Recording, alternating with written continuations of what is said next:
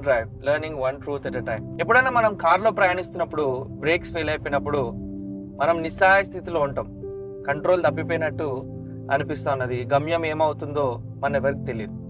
అదే ఎవరైనా మంచి డ్రైవింగ్ సీట్లో ఉండి బండి అంతా కూడా కండిషన్లో ఉన్నప్పుడు మనకు ఒక నమ్మకం ఏంటంటే driver is in control. So నేను పక్కన కూర్చొని పడుకున్నా, వెనకాల కూర్చొని ప్రయాణం చేసినా కానీ ఒక వ్యక్తి దీన్ని కంట్రోల్ చేస్తున్నాడు కాబట్టి నాకు భయం లేదు అన్నట్టు అనిపిస్తూ ఉంటుంది.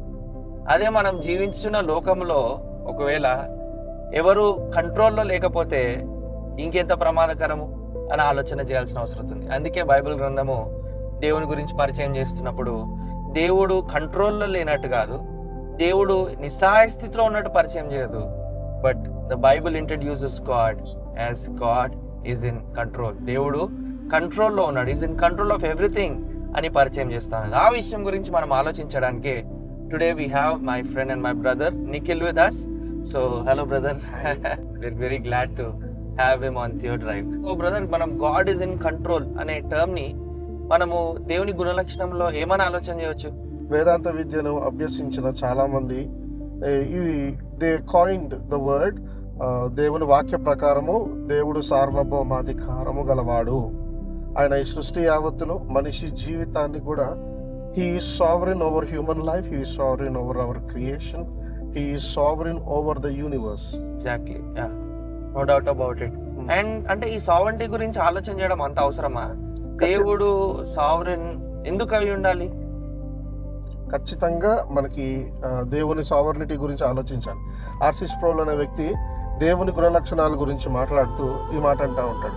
Even if a tiny maverick molecule is going free, if it is not in God's control, then God is not sovereign. If God is not sovereign, God is not God. Oh, that is so amazing. అంటే దేవుడు ఒకవేళ సార్వభౌముడు కాకపోతే దేవుడే దేవుడు కాదు. దేవుడు sovereign, దేవుడు సార్వభౌముడు అని మనం ప్రతిసారి అనుకుంటా ఉన్నప్పుడు బైబిల్ ఏం చెప్తా ఉన్నదంటే దేవునికి ఈ లోకం మీద మన జీవితం మీద పూర్తి అధికారం కలవు. A.W. పింక్ అనే ఒక దైవజనుడు సావర్నిటీ ఆఫ్ గాడ్, దేవుడి సార్వభౌమత్వం మీద ఒక పుస్తకం రాస్తే ఏమంటా ఉన్నాడంటే దేవుని సార్వభౌమత్వాన్ని మనం వివరించాలంటే దేవుని అధికారంలో ఆయన చిత్త ప్రకారం ఏదైనా చేయొచ్చు. అంటే మనకు వెంటనే ఒక క్వశ్చన్ వస్తుంది, అంటే దేవుడు అబద్ధాలు ఆడగలడా, దేవుడు ప్రామిస్ బ్రేక్ చేయగలడా? Because God is sovereign. అంటే ఆయన నేచర్ ని దాటి వెళ్ళలేడు అనమాట. ఆయన స్వభావాన్ని దాటి he can't go. So God in nature, ఆయన స్వభావం ప్రకారము, ఆయన క్యారెక్టర్ ప్రకారము హీ కెనాట్ లై, హీ ఈస్ హోలీ. సో ఆ క్యారెక్టర్స్ ని దాటి వెళ్లకుండా ఆయన చిత్త ప్రకారం ప్రతిదీ he can do అన్నమాట. So is authoritative. ఈ అధికారం అన్ని అధికారాల కంటే ఉన్నతమైన అధికారం. సో ఈ అధికారాన్ని మించిన అధికారం ఇంకేది లేదు. That's what sovereignty is, right? Okay, so what do we need to understand అంటే ఓకే, దేవుడు అధికారం కలిగిన వాడు, దేవుడు ఉన్నతమైన వాడు. సో ఈ దేవుడు ఇంత ఉన్నతమైన వాడు అన్నప్పుడు మనం ఏం అర్థం చేసుకోవాలి దేవుని సావర్నిటీ గురించి? దేవుని సావర్నిటీ గురించి మనం అర్థం చేసుకోవాలి అన్నట్లయితే ముందుగా ఆయన సృష్టిని గురించి మనం చూడాలి. ఎందుకంటే సృష్టి, గాడ్స్ క్రియేషన్ అనేది ఒక గొప్ప అమేజ్మెంట్ కి మనం చూస్తూ ఉన్నాం. గ్యాలక్సీస్ లో గ్యాలక్సీస్, మిల్కీ వేస్, అలాంటి గొప్ప ఈ విశ్వం అంతా కూడా అబ్జర్వ్ చేస్తూ ఉన్నప్పుడు శాస్త్రజ్ఞులు కూడా ఏమంటా ఉన్నారంటే God should be there in control of all things because he is the sustainer. ఈ సృష్టి నడుస్తూ ఉన్నదంటే దేవుని సార్వభౌమ అధికారాన్ని బట్టి. కాబట్టి ఆకాశాన్ని చూడండి దేవుని మహిమను చాటుచున్నవి అని కీర్తనాకారుడు ఆయన దావీదు 19వ కీర్తన 1వ అధ్యాయంలో అన్నట్లుగా గాడ్ ఈజ్ సావరిన్. ఆయన మాట పలికినట్లయితే ఖచ్చితంగా సృష్టి ఆ మాట వింటా ఉంటుంది. యేసు ప్రభు వారు ఆయన దైవత్వాన్ని చాటుకోవడానికి కూడా ఎన్నోసార్లు నేచర్ ఆయన మాట వినటం మనం చూస్తూ ఉంటాం. ఈ సావరిన్ ఓవర్ ద క్రియేషన్. మనం యేసు ప్రభు వారు దైవ స్వరూపి అని చెప్పడానికి కూడా ఆయన ఆకాశం వైపు చూస్తూ వర్షాన్ని ఆజ్ఞాపించగా వర్షం ఆగిపోవటము, గాలి తుఫాను ఆగిపోవటం మనం చూస్తూ ఉన్నప్పుడు ఇశ్రాయేలు జనాంగం కూడా ఆయన అధికారాన్ని బట్టి ఎవరు మాట్లాడలేకపోతా ఉన్నారు. Exactly, so very true brother. అంటే సృష్టి అంతటి మీద కూడా దేవుడు అధికారాన్ని ఒప్పుకోక తప్పదు. అందుకే ఒక పాట ఉంటుంది, who told the ocean to stop at the right point. అంటే సముద్రాన్ని అక్కడే ఆగమని ఎవరు చెప్పినారు? అదే రీతిగా సూర్యుడిని అక్కడే ఎవరు ఉంచుతున్నారు? అంటే ఇవన్నీ సైంటిఫిక్ పాసిబిలిటీస్ అనుకుంటాం, కానీ ఒకవేళ మనం ఆలోచన చేస్తే if nobody is in charge of creation, then we are in a car which is about to dash something. So సృష్టి అంతటి మీద అధికారి. సో కొన్నిసార్లు ఈ న్యాచురల్ డిజాస్టర్స్ జరగవచ్చు. అదెందుకు జరుగుతుంది అంటే పాపమును బట్టి, పాపం యొక్క పరిణామాలు బట్టి. ఖచ్చితంగా we living in a fallen world, so definitely we will experience this natural calamities. కానీ still God is sovereign over creation అని గుర్తించక తప్పదు. మనం ఇది కూడా చెప్పొచ్చు. ఓకే, సో కొన్నిసార్లు మనకి ఏమవుతా ఉంటదంటే, ఇప్పుడు మామూలుగా జియో పాలిటిక్స్ ఎరా కానీ ఇవన్నీ వార్తలు చదువుతా ఉన్నప్పుడు న్యూస్ పేపర్ లో ప్రపంచం ఏంటి ఇంత భయంకరమైన స్థితిలో ఉన్నది అనే క్వశ్చన్ మనకు వస్తా ఉంటది. ఈ నాయకుడు మారడా, ఈ రాజులు మారరా అనే ఒక ప్రశ్న మన మనసులో సంధిస్తా ఉంటది. కాబట్టి అలాంటి సమయంలో కూడా మనం గుర్తు తెచ్చుకోవాల్సిన ఒక అద్భుతమైన మాట ఏంటంటే, దేవుడు సార్వభౌమ అధికారము గలవాడుగా ఉన్నాడు. బైబిల్ మనం చూసినట్లయితే ఈ లోకాన్ని పాలించిన గొప్ప శక్తుల్లో ఐగుప్తు రాజ్యం ఒకటి ఉంటా ఉన్నది, నెక్స్ట్ బబులోను రాజ్యం ఒకటి ఉంటున్నది, దాని తర్వాత అలెగ్జాండర్ ఈ లోకాన్ని మొత్తం పాలించిన వాడిగా బైబిల్ చరిత్రను చెబుతా ఉన్నది. కాబట్టి అలాంటి నెబుకద్నెజర్ ఒక గొప్ప రాజుగా మనం చూస్తా ఉన్నాం. ఇశ్రాయేలు జనాంగాన్ని మొత్తాన్ని కూడా ఆయన మొత్తము చెరలోనికి తీసుకెళ్లిపోయిన వాడిగా చూస్తా ఉన్నాం. కానీ దేవుని సార్వభౌమ అధికారానికి ప్రతి ఒక్కరు లోబడాలి. No matter who you are, definitely ఏ అధికారం అన్నా దేవుని అధికారం ముందు ఖచ్చితంగా లొంగాల్సి. And at the end of the day Nebuchadnezzar జీవితం ఎట్లా అంతమైందని మనం ఆలోచన చేస్తా ఉంటే, ఆయన ఒక పశువులాగా గడ్డి తింటా ఉంటాడు. చాలా హాస్యాస్పరంగా ఆయన జీవితము ఎండ్ అవటం మనం చూస్తా ఉన్నాం. నిజంగా ఆ ప్రేయర్, నెబుకద్నెజర్ చేసిన ప్రేయర్ చూస్తే అంటే నిజంగా ఒక షాకింగ్ థింగ్ లాగా ఉంటది. దేవా, నువ్వు ఒక్కడవే సర్వాధికారం కలిగిన వాడు, నువ్వు ఎవరైతే గర్విష్ఠులను అణిచివేస్తావు, నువ్వు కింద ఉన్న వాళ్ళని పైకి లేపుతావు. సో నీలాంటి వాడు లేడని అంటే ఒక పర్సన్ నువ్వు is in complete opposition to God, దేవునికి వ్యతిరేకంగా ఉన్న వ్యక్తి ఆ విధంగా కన్ఫ్యూజ్ చేస్తున్నాడంటే definitely we need to understand ఏంటంటే God is sovereign over kings rulers. ఈ రోజు మనము ఏదైనా గవర్నమెంట్ వస్తుందన్నా, ప్రభుత్వం పడిపోతుందన్న, మనకి ఇష్టమైన లీడర్ ఎలక్ట్ అవ్వకపోయినా ఎలక్షన్స్ లో చాలా మంది నిరుత్సాహపడతా ఉన్నారు. కాబట్టి God is still on the throne. Exactly, no matter who is on the president or prime minister seat, God is still on the throne. Sir మనం ఇట్లా ప్రేయర్ చేస్తాం కదా బ్రో, నెక్స్ట్ ఈ గవర్నమెంట్ రావద్దు, ఈ గవర్నమెంట్ రావద్దు. లేదు, అంటే ఆ గవర్నమెంట్ మనం ప్రార్థన చేసినందుకు వేరే గవర్నమెంట్ వచ్చినప్పుడు మన దేవుడు మన ప్రార్థన వినలేదని కాదు. కానీ ఆయన చిత్త ప్రకారంలో లోకం ఉన్నది, ఆయన చిత్త ప్రకారము politics are going on. Exactly, nice nice, very nice. And మనం ఇంకా ఆలోచన చేస్తా ఉన్నట్లయితే దేవుని సార్వభౌమ అధికారము మన జీవితాల్లో కూడా ఉంటది. ఓకే, మన జీవితాలు కొన్నిసార్లు మన జీవితం లెఫ్ట్ సైడ్ వెళ్తుందా, రైట్ సైడ్ వెళ్తుందా, అరే ఏమైతుంది నా జీవితంలో అని మనం తలబట్టుకొని కూర్చుంటాం కదా. అలాంటి సమయంలో కూడా మనము ఒక గొప్ప సత్యము ఏదైనా ఉంది అంటే అది దేవుని సార్వభౌమ అధికారము. పాస్టర్స్ గా మేము ఆ సత్యం మీద మినిస్ట్రీ చేస్తా ఉంటాం. ఒకసారి చార్ల్స్ స్పర్జన్ గారు వాళ్ళ చర్చిలో ఏమవుతా ఉన్నది అంటే, అప్పటికి ఆయన ప్రసంగం చేస్తా ఉన్నప్పుడు ఎవరో చర్చిలోనికి ఫైర్ వచ్చింది అని గట్టిగా చెప్పినప్పుడు చాలా మంది భయపడి పారిపోవడానికి చూస్తా ఉన్నాం. ఆ తొక్కిసలాట్లో చాలా మంది మరణించారు, చాలా మంది గాయపడ్డారు, చాలా మంది శతగాత్రులుగా అవ్వటం మనం చూస్తా ఉన్నాం. అయితే అలాంటి సమయాల్లో ఆయనకి హృదయం మొత్తం చాలా బాధపడతా ఉంటారు, అరే మా సంఘస్థులు ఇట్లా అయిపోయారు ఏంది అని. అలాంటి సమయంలో ఆయన ఏమంటా ఉన్నాడంటే, నేను ఆ సమయంలో నుంచి బయటకు రావడానికి, ఆ డిప్రెషన్ లో నుంచి బయటకు రావడానికి దేవుని సార్వభౌమ అధికారం ఒక తలగడలాగా ఉపయోగపడింది. So no matter what is happening in our ministry, in our life, God is still sovereign. మన జీవితంలో కూడా if you are going during a bad phase, the greatest truth we can look in the Bible is God is sovereign. Yes, exactly. మనము Joseph life ని చూసినట్లయితే, Joseph life లో God is sovereign అనే మాట మనకు బాగా కనిపిస్తా ఉంటది. సొంత అన్నదమ్ములు, ఒకటే తండ్రికి పుట్టిన అన్నదమ్ములు అందరూ కూడా చూసినట్లయితే ఈ యోసేపును చాలా ద్వేషించటం మనం చూస్తాం. ఎందుకంటే తండ్రి చిన్నవాడు కదా అని కొంచెం మక్కువ చూపిస్తా ఉన్నప్పుడు ఆయనతోటి they can't even speak with him peaceably, మంచిగా మాట్లాడడానికి కూడా వాళ్ళకి మనసులో ఇష్టం ఉండేది కదంట. అలాంటి స్థితిగతుల్లో నుంచి వాళ్ళు ఏం చేశారంటే, ఒకనొక రోజున ఇతను చంపేద్దాం అన్నంత ద్వేషానికి వెళ్ళి ఆయనని చంపేద్దామనే సమయంలో వేరే వాళ్ళు అలాగా వెళ్తుండగా ఐగుప్తుకి ఆయనను అమ్మివేయటం తర్వాత దేవుడు ఆయనని ఎలాగా ఫ్రమ్ ప్రిజన్ టు ప్యాలెస్ ఒక్క రాత్రిలో ఆయన మార్చేయటము, ఇవన్నీ చూస్తా ఉన్నప్పుడు it is not Joseph in the control, but it is God who is in control. So God can change our life from prison to palace ఒక్క నైట్ లో.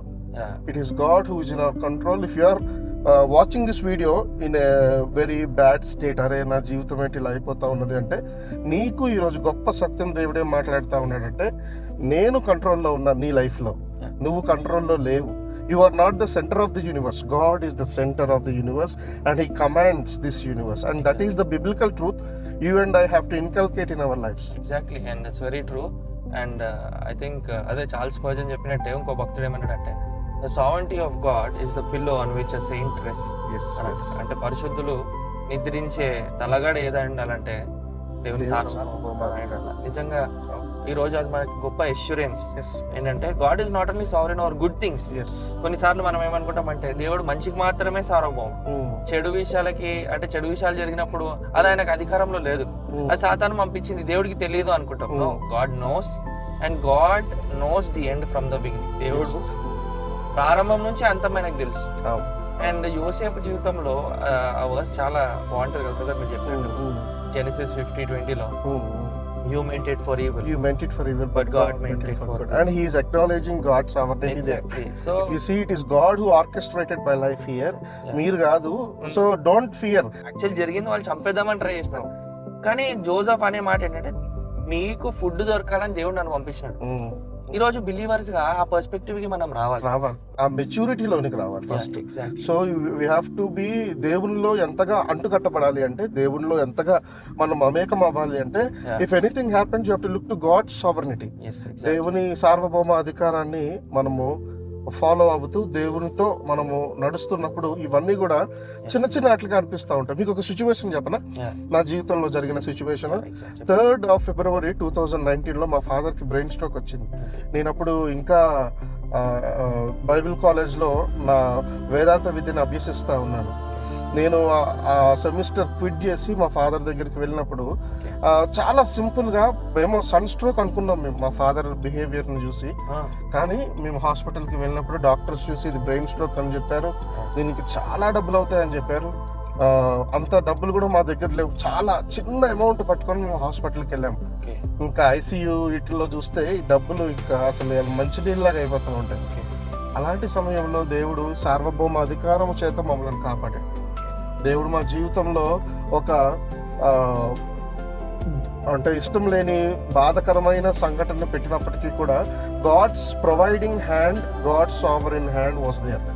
ఈ రోజున మేము మళ్ళీ మా ఫాదర్ బాగా రావటము, నేను ఇలాగా వేదాంత విద్యని కంప్లీట్ చేసుకోవటము, అలాగనే మా తమ్ముడికి కూడా మంచి ఉద్యోగం వచ్చి స్థిరపడటం, ఇవన్నీ చూస్తున్నట్లయితే మా జీవితాన్ని మేము కట్టలేదు కానీ దేవుడే కడతా ఉన్నాడు.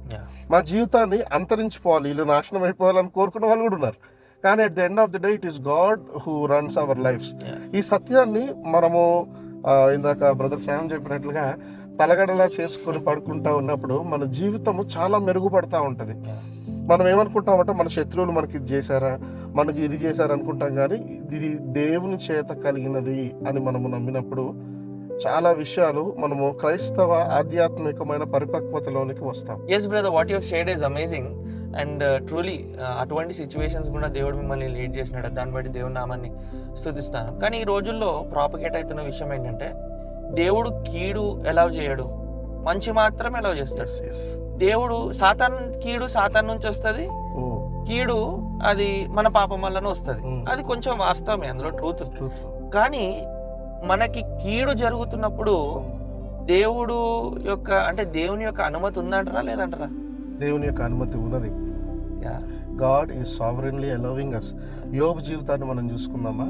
యోబు తన విశ్వాసానికి పరీక్ష రాస్తా ఉన్నప్పుడు దేవుడే ఆయనకి కావాల్సిన కొన్ని జీవితంలో కొన్ని వాళ్ళ కుమారుల్ని ఒక్క రోజులో వాళ్ళందరూ చనిపోవటం కానీ, దాని తర్వాత భార్య చివాట్లు పెట్టడం కానీ, స్నేహితులు తిట్టడం కానీ, నువ్వు పాపం చేసావు అందుకే ఇలాగ అయిపోయావు అని చెప్తా ఉన్నప్పుడు, కానీ ఆయన దేవునితో నమ్ముతా ఉన్నాడు. ఏమంటా ఉన్నాడంటే మై రిడీమర్ లివ్స్ అనే మాటని ఆయన మనం చూస్తాం. Behind every suffering we go through దేవుడు మనల్ని ఆయన స్వారూప్యంలోనికి తీసుకొని రావడానికి, ఆయన మెచ్యూరిటీలోనికి తీసుకొని రావడానికి మనకి ఇవన్నీ కూడా ఒక పరీక్షలు మన జీవితంలోనికి గాడ్ విల్ అలౌ.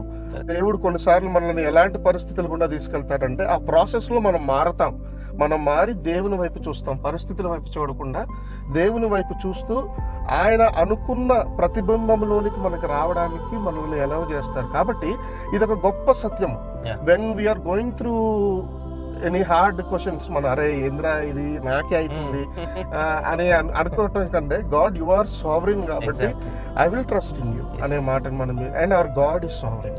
అండ్ నేను కొత్త ఇంటర్ప్రిటేషన్ విన్న బ్రో జోబ్కి ఏంటంటే, జోబు తన కంచెని తీసేసుకున్నాడు, అందుకే ఆయనకి శాపం వచ్చిందని. అసలు జోబు పుస్తకం యొక్క ఉద్దేశమే దేవుడు ఇచ్చాను, దేవుడు తీసుకొని పోయినా, ఆయన నామానికి స్తుతి కలుగును గాక. కానీ ఈరోజు ప్రాస్పెరిటీ పిక్చర్స్ ఏం చెప్తున్నారంటే, కీడు నీకు దేవుడు పంపించలేదు, దీనికి దేవుడికి సంబంధం లేదు. If God is not sovereign over all, he is not sovereign at all. దేవుడు అంతటి మీద సార్వభౌమత్వం కలిగి లేకపోతే అసలు సార్వభౌముడే కాదు. సో మన లైఫ్స్ లో ఎప్పుడన్నా when God allows certain things, మనము ఖచ్చితంగా you rest on his sovereign grace. అందుకే మనం గుర్తుపెట్టుకోవాలంటే మిషనరీస్ వాళ్ళకి ఏం ఫ్రూట్ కనిపించలేదు కదా. విలియం కేరీ తీసుకుంటే ఎవరైనా వాళ్ళకి they trusted in God sovereignty.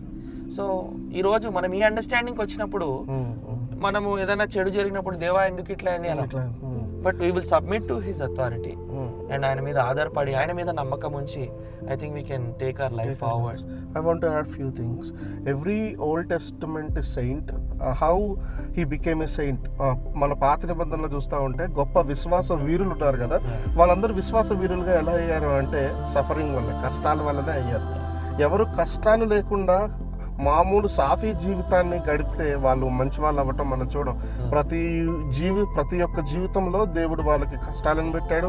ఆ కష్టాలను ఇచ్చిన దేవుడు, నేను నీకు తోడై ఉన్నాను, ఈ కష్టాల్లో ఉన్నప్పుడు నేను వదిలేసి వెళ్ళిపోను, నేను సార్వభౌమ అధికారం గలవాడిని కదా, నేను ఈ కష్టంలో నుంచి నేను బయటకి తీసుకొని వస్తాను అనే మాటను మనం చూస్తాము. If you are going through any troubles today, the greatest truth మనము అదే ధ్యానంలోనికి తీసుకోవాల్సింది ఏంటంటే, ఈ కష్టాన్ని ఇచ్చిన దేవుని వైపుకి మనం చూడాలి. ఈ కష్టం ఎందుకు వచ్చిందో కూడా దేవుడిని అడిగినప్పుడు ఆయన మనల్ని దాంట్లో నుంచి ఎలా తీయాలో, ఎలా తీసివేయాలో కూడా ఆయనే చెప్తాడు. Exactly, very true brother. And I think we have to close with this statement. కొంతమంది ఈ విధంగా అడుగుతూ ఉంటారు కదా, why pray if God is sovereign. దేవుడు ఒకవేళ సార్వభౌముడు అయితే ఎందుకు ప్రార్థన చేయాలి, ఆయన అన్ని చేస్తాడు కదా, ఆయన అన్ని అధికారంలో ఉంటాడు కదా, అసలు నేను ఎందుకు చేయాలా అంటే, ఇంక రిప్లై ఇంకో భక్తుడు ఏమిస్తాడంటే, why pray if God is not sovereign. అసలు దేవుడు సార్వభౌముడు కాబట్టి ఆయనకు ప్రార్థన చేసి ఏం లాభం? దేవుడు సార్వభౌముడు కాబట్టే మనం ప్రార్థన చేస్తున్నాం. సో అట్లాంటి సార్వభౌమత్వం కలిగిన దేవుడు మనకున్నాడు. ఆయన అధికారం చేత సమస్తాన్ని ఏలుతున్నాడు, రాజుల పైన అధికారం కలిగి ఉన్నాడు, మన జీవితం మీద కూడా అధికారం కలిగి ఉన్నాడు, ఈ సృష్టి మీద కూడా అధికారం. Exactly. So I think we need to surrender our lives to him. And that is the beautiful truth that scripture teachers. ఇంకా అది ఎక్కడ కనపడదు మనకి, ఏ మత విశ్వాసాలలో కూడా కనపడే సత్యం ఏంటంటే దేవుడు సార్వభౌమ అధికారం గలవాడు. I think we have to divert our attention to the cross. ఎందుకంటే ఇక్కడ దేవుని సార్వభౌమత్వం డిస్ప్లే చేయబడుతుంది. కీడుగా కనిపిస్తుంది లోకానికి, but it is God's sovereign plan that Christ should die and rise again. And yes, we do have hope in Christ because he rose again and he has broken the curse and he's coming back.